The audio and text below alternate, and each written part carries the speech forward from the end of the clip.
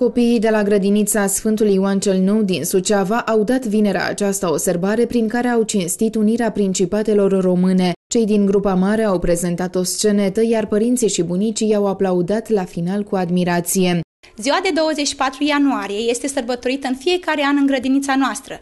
De această dată, preșcolarii de la grupa albinuțelor, conduși de doamnele educatoare, au pus în scenă piesa de teatru Moș Ion Roată și Unirea.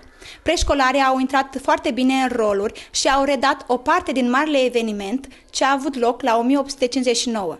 Prin activitățile desfășurate în grădinița noastră, un rol important noi îl punem pe sprijinul acordat din partea părinților. Îi implicăm cu toată dragostea în activitățile pe care noi le desfășurăm cu copiii, iar ei ne susțin necondiționat. De ori de câte ori este nevoie, vin în sprijinul nostru. Grădinița Sfântul Ioan cel Nou aparține Arhiepiscopiei Sucevei și Rădăuților și a fost înființată în anul 2005.